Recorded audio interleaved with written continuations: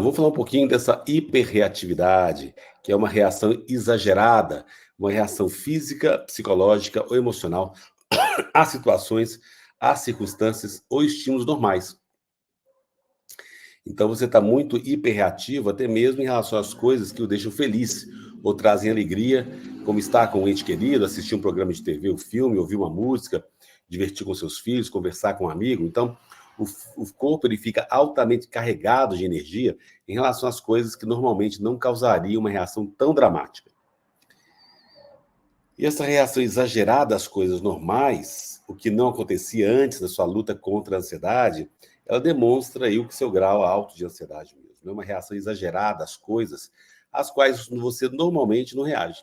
Então, seu corpo reage de forma exagerada. Você chora com mais facilidade, você ri com mais facilidade, e até uma resposta física, psicológica, emocional a uma atividade normal, né? Uma resposta mais dramática.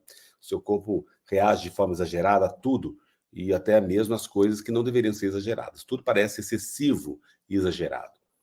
Isso pode ocorrer com frequência, ou persistentemente, ou acompanhar ou vir depois de um sintoma de ansiedade, de uma crise de ansiedade, ou um período de nervosismo, ou de um medo de estresse, ou ocorrer do nada mesmo, né?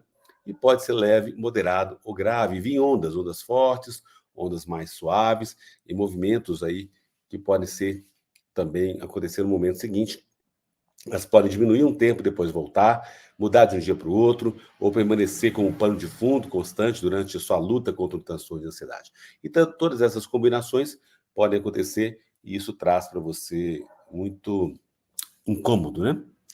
As causas dessa hiperreatividade estão relacionadas principalmente à resposta ao estresse ativada pela ansiedade. Lembra do mecanismo de luta e fuga, que eu sempre falo aqui com vocês.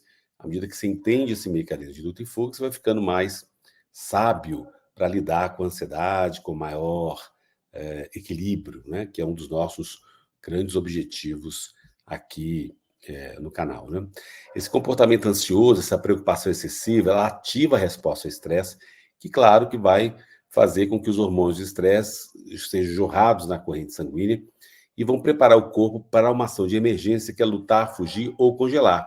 Então, essa reação instintiva de sobrevivência é geralmente chamada de luta e fuga, né? E ela vai trazer uma série de alterações, desde o armazenamento de açúcar no sangue, e que vai ser jogado no corpo, que dá ao corpo um aumento de energia, aumenta os sentidos, estimula o corpo a entrar em ação, estimula o sistema nervoso, aumenta a atividade do sistema nervoso, estimula a amígdala, que é o centro do medo do cérebro, não é a amígdala da garganta, não é o mesmo nome, mas é uma outra órgão do cérebro, né? Então, que desempenha um papel importante, a amígdala está muito ativada, a frequência cardíaca está acelerada, a respiração, o metabolismo está tudo acelerado, porque há um aumento de energia. E aumenta a maioria dos sentidos do corpo, né? Para citar só alguns. E claro que uma combinação dessas alterações acaba trazendo uma pessoa mais reativa a estímulos, inclusive aqueles estímulos que normalmente você não reagiria de forma alguma. Então, a resposta ao estresse, ela torna a pessoa mais reativa para você se defender rapidamente ou fugir de um perigo, né?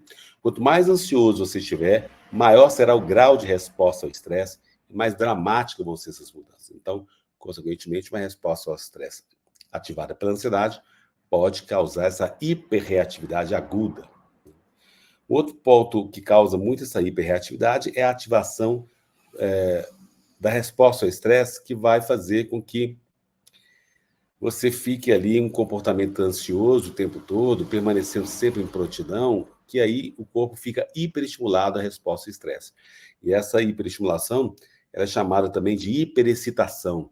Há uma disfunção do eixo HPA, ou seja, hipotálamo, hipófise e glândulas adrenais. Há uma desregulação do sistema nervoso. E essa hiperestimulação ela vai causar alterações de uma forma muito grande com a resposta ativa ao estresse, e mesmo que essa resposta não tenha sido ativada, né? Tem aqui no meu canal vídeos falando com mais detalhes da hiperestimulação do organismo e seus efeitos aí. Dá uma olhada nessa questão, né? Porque essa excitação e desregulação do sistema nervoso vai desregular a questão homeostática e alterações hormonais também.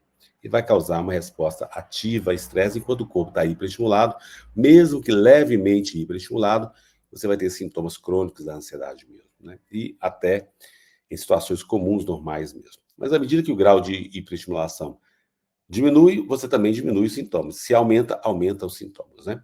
E aí, a hiperestimulação ela vai exacerbar esses sintomas, porque há uma excitação e desregulação do sistema nervoso.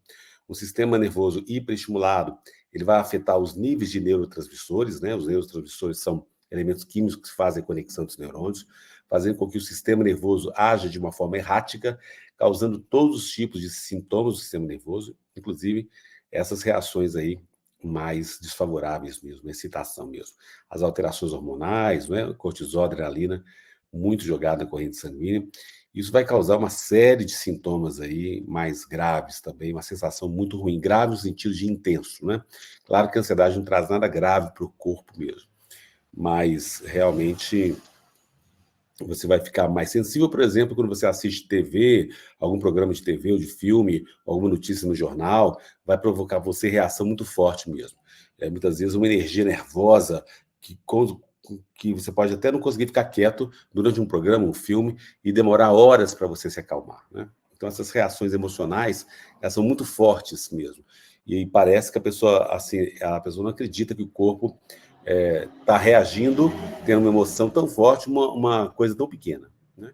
Então, conversas com pessoas queridas podem causar uma ação dramática que você mal pode suportar, que leva horas para tentar se acalmar, né? Então, você fica se sentindo um pouco desconcertado e você passa de uma reação exagerada por um período e depois não ter reação nenhuma por um outro período, né? Uma dormência emocional, uma hiporreatividade.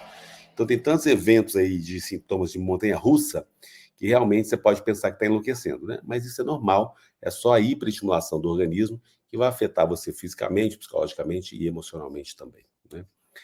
E também o comportamento, ele pode desempenhar um papel muito grande nessa hiperreatividade. As pessoas muito ansiosas, elas são esponjas emocionais. Quando você vê alguém doente, você capta aquilo para você, absorve as emoções dos outros também.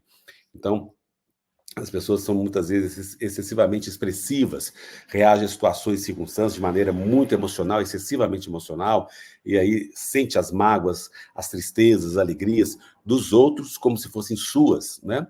E isso também pode desempenhar um papel importante, esse pensamento de tudo ou nada, uma catastrofização, e pensar no pior sempre, viver em crise, uma sensibilidade excessiva, só para citar alguns também.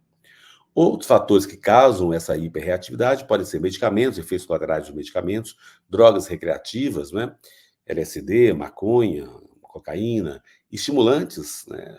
Cafeína, refrigerantes com cola, ou esses estimulantes aí que as pessoas tomam para as festas, privação do sono, claro, né? O sono é um grande remédio para tratar a ansiedade. Se você não dorme bem, você fica mais hiperreativo também. O cansaço, a fadiga, a hiper ou hipoventilação, baixo nível de açúcar no sangue, deficiências nutricionais, desidratação, alterações hormonais, dores. Então, tudo isso pode causar também, além da questão psicológica, pode causar essa hiperreatividade que você pode estar sentindo, né?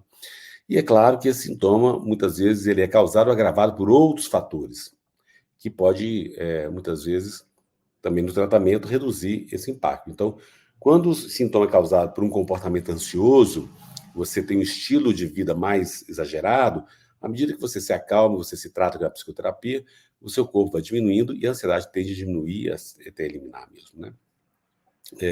Agora, quando você é causado por uma hiperestimulação dos hormônios de estresse, é preciso você eliminar a hiperestimulação antes que o sintoma apareça e ficar mais forte. E aí, à medida que você é, se é, se entrega na estratégia de recuperação, as meditações, relaxamentos, a psicoterapia, e você dá tempo para o seu corpo recuperar, você vai se estabilizando gradativamente, seu corpo se recupera da hiperestimulação e vai cada vez mais ficando tranquilo. Infelizmente, não tem cura rápida para os sintomas da ansiedade, né?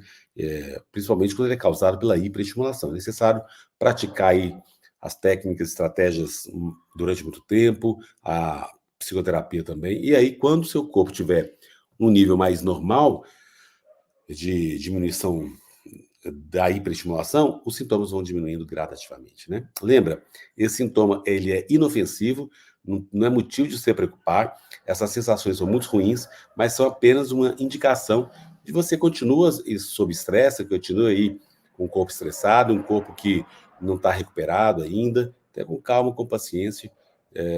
Não é nenhum problema grave, sério, orgânico ou médico. E aí, à medida que você trata isso, você diminui a preocupação, diminui a angústia, você trabalha a sua perturbação emocional em relação às sensações da vida como um todo, esses comportamentos vão diminuindo, você ajuda na recuperação, isso vai passando gradativamente. Lembrar que as técnicas de aceitação passiva, né? A psicoterapia cognitivo comportamental trabalha também com aceitação e comprometimento.